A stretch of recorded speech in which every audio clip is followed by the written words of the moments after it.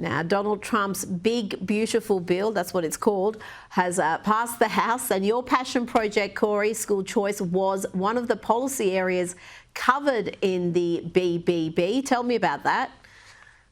Yes, it's huge. Look, Trump won the parent vote by 9 points after campaigning on nationwide school choice and abolishing the Department of Education. This is popular with the American public, and red states right now are already passing school choice policies, including my home state of Texas becoming the 16th state to go all in on school choice. This package in the big, beautiful bill also includes a federal tax credit, which would supercharge that school choice momentum already happening in the Republican-controlled states. But it would also expand educational opportunities to families in blue states like California and New York. So this is a big win. It's $5 billion. It's a start. And hopefully once families get a taste of school choice in those blue states, they'll demand their state legislatures go all in too. Now, you mentioned the clear mandate that Trump has. He campaigned on a platform of dramatic change, and part of that was abolishing the Department of Education.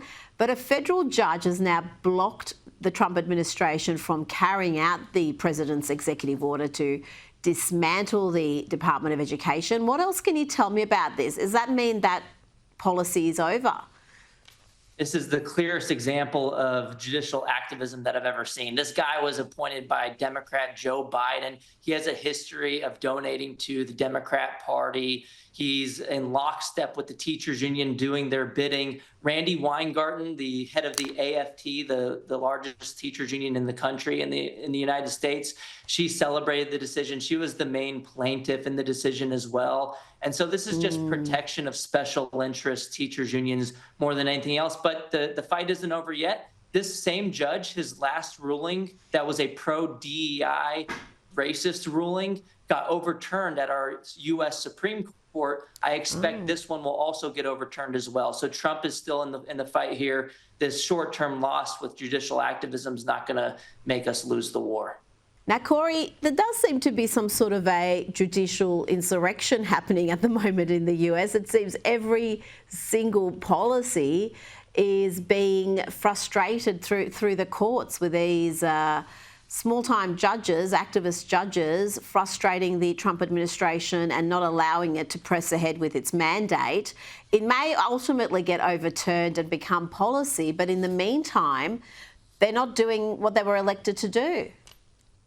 That's right. They're more political pawns than judges. They're supposed to be unbiased. They're supposed to follow the rule of law, but they don't. A lot of the times they're less accountable than the politicians in the legislature because you can't vote them out. So this guy got appointed by Joe Biden, and he's going to do whatever Joe Biden wants him to do. And so this puts people in limbo. It puts the American people in limbo. And that's going to hurt the Democrats in the next election because of all this back and forth. But at the end of the day, the conservatives control the Supreme Court most of the time here in the United States. So I think we'll ultimately win the war, even if we lose the battle in the short term. So the Democrats are pulling out all the stops. They lose in the legislature, so they fight it through the courts to try to stop the will of the people. But they're going to lose at the end of the day.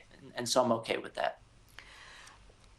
Well, parents had a win in California. A district court there has ruled that parents have the right to opt out of gender identity ideology being presented to their kids. Most Californian public schools prohibit parents from opting their children out of these lessons. This is a positive move forward, particularly in a state like California, which is at the forefront of so much of this madness, Corey. Yeah, this is a huge win. This judge ruled based on the First Amendment to free speech that the school was violating the First Amendment rights of parents by keeping them in the dark, by not allowing them to opt out, and by essentially using compelled government speech, making kids learn about this gender ideology curriculum. Families now will be able to have that information up front, and they will also be able to opt out if they're not happy with the values that are being instilled with their children. So for this to happen in California, I'm very optimistic. This is going to spread to other states too. And this is how it always should have been. But we should take it a step further. You should obviously be able to opt out of your kid's school if it's not aligned with your values. but you should also be able to take that money with you to another school that is aligned with your values. This is a great argument for school choice, to have the money follow the child to a school that best meets your needs. Corey DeAngelis, thanks so much for your time. Hey, thank you so much for having me.